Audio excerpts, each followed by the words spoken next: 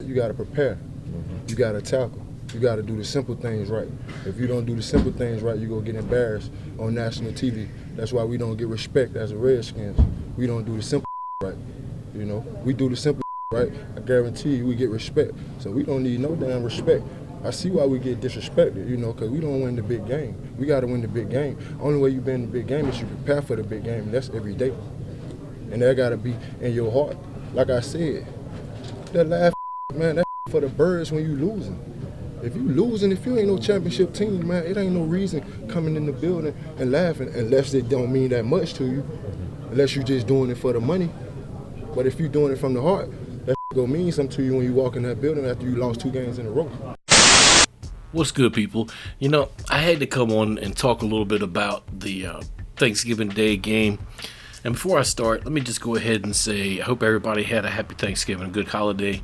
Shout out to a couple of Cowboy fans. I believe his name is South of Heaven 88, Simus 1974, and Cowboys Blog. I know there's probably a whole bunch of other Cowboy fans out there that I should shout out, but just shout out to those 3 because I saw them make videos this week. Oh, and the Beast of the East, I think that's his name. Shout out to him too. But to be straight up honest with you guys, the Redskins made a lot of fatal mistakes in the game Thursday that caused us to lose it. You know, I've seen a lot of video evidence showing me bad calls by the refs, but in the end, we turned the ball over 3 times. Our defense just, I don't know, they shit the bed in the third quarter. Does anybody even know really what happened? From what I can gather, it appeared like Quentin Dunbar, his injury progressed over the game. I saw Gruden touch on the subject a little bit after the game. But from what I could gather, his play definitely declined as the game went on. And I feel like Dallas was able to take advantage of it with, a couple of what I would call normally a simple play, but they really caught us with our pants down and made us look silly. Now, I don't want to blame Colt McCoy in this situation because, he came in, literally became the starter on Sunday, midway through the game. Came in, he did pretty decently in that game. And then he didn't really have but maybe a day and a half of practice this week and had to take the short week and go play on, nationally televised game on Thanksgiving Day. Dallas has only lost to the Redskins once in the history of the whole rivalry on Thanksgiving Day. And that was the last time, when RG3 was there. And Washington needed to come in with the amount of things that were literally stacked up against us. They needed to come in and play a perfect game and not turn the ball over. And Colt and the Redskins just didn't do that. And, that's the way it is. No excuses for poor play there, but man, the defense, for the way they've played this year, to come out and play that flat in the third was just crazy. And then to get burnt on those 2 plays back to back was insane. And then the fact that we still managed to only lose by 8 points in this game and make a game of it at the end is another thing that I look at in kind of amazement, honestly. And it doesn't take long with Redskin fans or Redskin Nation as a whole for the catcalls to start coming for Gruden's job, and I hear them already. And I was actually on the fence about this back in 2014. I don't know which way that this will go. I feel like if we miss the playoffs with a horrible record, Gruden might be on the hot seat. He might not even make Black Monday, but I also feel like if we just barely miss the playoffs, he might be getting a reprieve because of the situation he's had to endure at quarterback, losing his starter. Whether I particularly like Kirk Cousins as a quarterback in DC making $28 million a year or not, he lost his quarterback and was subjected to, Alex Smith, who is a lot different in some aspects, but a lot of the same in others. And honestly, ball control looked to be a strength for us. My whole thing was if you're going to run a ball control offense, then we should probably bring in a fullback so that we could run AP downhill more. At this point, I honestly think it would work better and be able to use cold off play action. Just a thought. We're dinged up. Sometimes it's time to shift a little. I feel like if McVay was still with us, perhaps he would have already done that. Although I've heard whisperings that Gruden still made all the play calls then, so who knows? McVay drew it up, though. And, if we were to fire Jay Gruden right now, that would be like throwing away the blueprint right as we're getting good.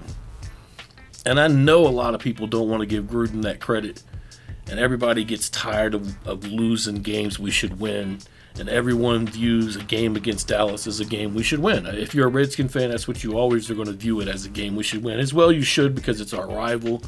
We always should want to win that game. But the truth is, it's hard to sweep a division opponent, no matter who they are, especially the Dallas and Redskins setup, man. I mean, it really is hard to sweep. Would have loved for it to happen. It angers me that it didn't.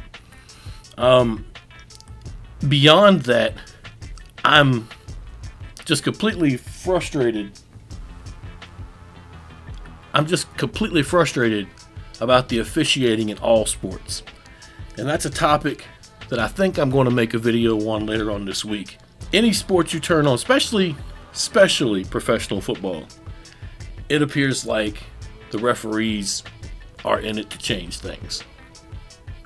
And Cowboy fans could say the same thing about a few situations on their end of the stick. Just like all of the 31 teams could say it. That's why I never try to get caught up in talking about what the refs should do or shouldn't do. Because it's easy to get caught on the other end of the stick just as well. Now, moving forward, we got a little bit of a mini bye, which we desperately need. And get Trent Williams fully healthy. He had to go to the hospital after the game the other day and get his ribs x-rayed. And maybe we can get Chris Thompson back. I don't know.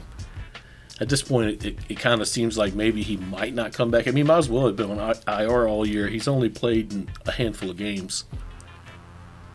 But I'm not certain we'll get Crowder back either. Who knows? But at any rate, this is where we are right now. Get a little mini bye, and then we'll play Philly on Monday Night Football in 11 days. Or unless it's 10 days from now or 9. I guess 9. I guess it's 9 days from now. It'll be on Monday Night Football.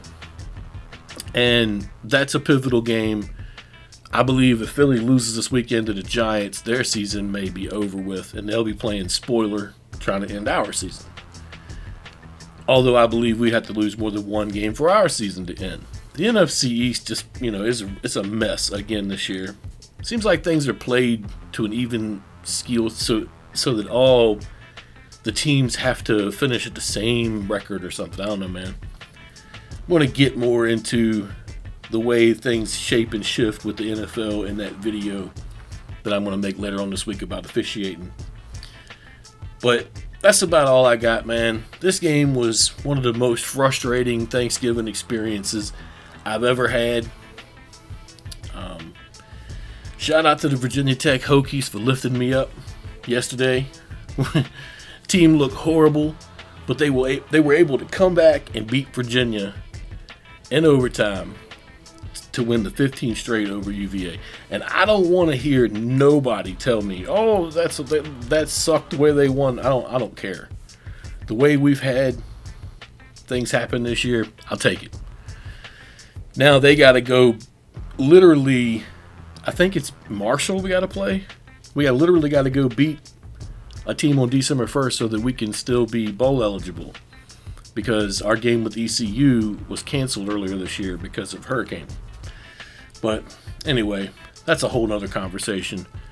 I'm a Hokie fan through and through, man. And this is the worst season I've seen for a while. Not ever, because I've seen them a lot worse than they are this year. But I don't want to get off topic, and that's about all I got. It's always going to be held to the Redskins here. I got some things in the works.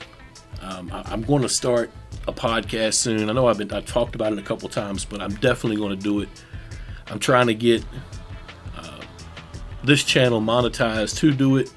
If I can't, I'll probably start with it anyway. Maybe I'll start it here and go elsewhere and try it elsewhere too, and maybe do some live streams on a couple other channels. I have one channel that's actually been approved for everything, and I'm just waiting for them to monetize it, that I just got back after losing it for 4 years. But anyway, stay in the loop on that one. Might end up trying to shift to another channel as far as a podcast would go, doing something that may be live and more direct and monetized. But that's all I got, man. Hell to the Redskins. Peace.